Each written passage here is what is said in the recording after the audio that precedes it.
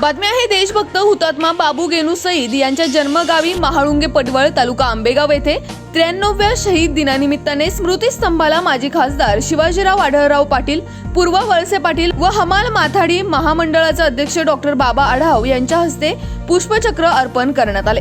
कार्यक्रमाला भीमाशंकरचे उपाध्यक्ष प्रदीप वळसे पाटील, दूध संघाचे माजी अध्यक्ष विष्णू हिंगे, संचालक अरुण चासकर, अंकित जाधव, बाजीराव बारवे, माजी सभापती उषाताई कानडे, भैरवनाथ पतसंस्थेचे उपाध्यक्ष सागर काजळे, मारुती सहित गटविकास अधिकारी प्रमिला वाळुंज, सुनील बानखेले, संतोष डोके, निलेश थोरात, डॉक्टर दत्ता चासकर, प्राचार्य वसंतराव भालेराव यांच्यासह ग्रामस्थ उपस्थित होते। यावेळी बाबू गेनू सईद, माजी आमदार अण्णासाहेब आवटे व छत्रपती शिवाजी महाराज यांच्या पुतळ्याला पाहुण्यांच्या हस्ते पुष्पहार अर्पण करण्यात आला।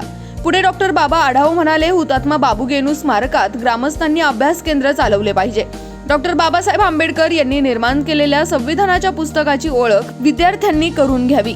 यावेळी प्रास्ताविक के सईद यांनी केले। यशवंतराव चव्हाण प्रतिष्ठानच्या सदस्या पूर्वा वळसे पाटील, सरपंच सुजाता सचिन चासकर, तहसीलदार संजय नागटिळक, बाबाजी चासकर, विद्यार्थिनी स्वरा गायकवाड, अदिती चासकर, कार्तिक आंबटकर यांनी भाषणे केली।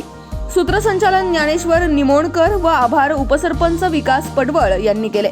प्रभाकर चासकर, डॉक्टर रंगनाथ चासकर, हनुमंत पर्वत, डॉक्टर विठ्ठल चासकर, सोपान सईद, मकबूल इनामदार, गणेश आवटे, दीपक चासकर, मुकुंद बारवे आदींनी कार्यक्रमाचे संयोजन केले होते।